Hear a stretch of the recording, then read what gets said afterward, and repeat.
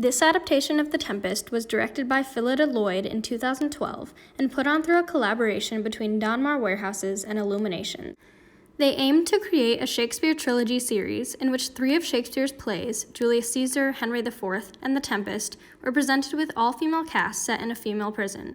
The plays were filmed in Donmar King's Cross, a warehouse in which they added seats for an audience, as well as cage-like exits and a simple bed to emulate the cold feeling of a prison. The series was meant to cause reflection in its audiences on the politics of imprisonment. All 3 plays managed this feat in different ways, with The Tempest telling Prospero's tale as an everlasting struggle for freedom, morality, and justice. It makes a world of a difference how some of the key lines and scenes in the play are interpreted when viewed through the lens of experiences within the prison system, and the creators were thorough in setting the tone right from the start.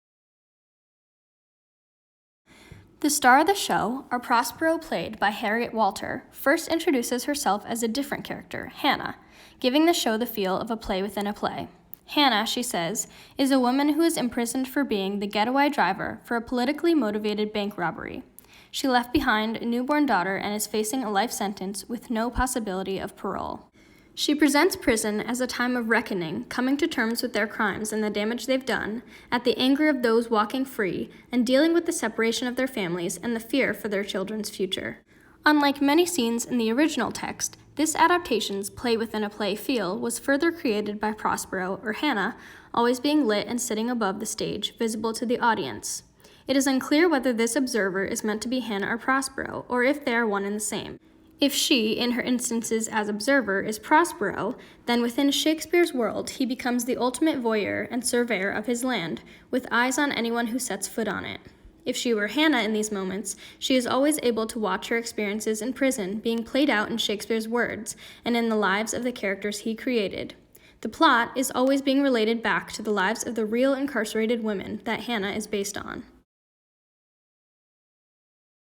The set portraying the island also serves to create the atmosphere of a cold prison, and is much less mystical and magical than Shakespeare has written, defined not by tropical or bright features, but rather rings and heaps of washed-up trash, a metaphor surely for the beach sailors, the prisoners of the island, as well. Shakespeare's character Prospero, as an embodiment of Hannah's real life, makes for an interesting view of the relationship between Prospero and Miranda, supposedly the daughter that Hannah had to leave behind when imprisoned. Miranda's first lines, "If by your art, my dearest father, you have put the wild waters in this roar, allay them," are more impassioned and angry towards Prospero, rather than the innocent and sweet version of her that we get in Shakespeare's writing.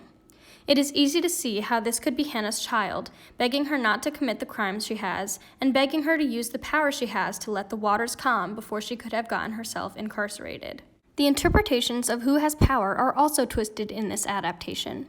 Prospero, it seems, still has the power over Ariel, and in the context of a prison, Ariel's outburst and begging for her liberty takes on a whole new meaning. Oh, Moody!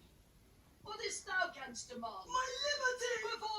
Later, it is shown that Ariel has power over the sailors, or inmates, as she is depicted as a judge instead of a harpy in Act 3. The most jarring depiction of power, though, is not one that Shakespeare created. The prison guard character was added in this adaptation and seems to have power over all other characters, holding the sailors prisoner and at one point taking Hannah's book, presumably the text of The Tempest, from her. The guard has power in both the world of the play and the prison.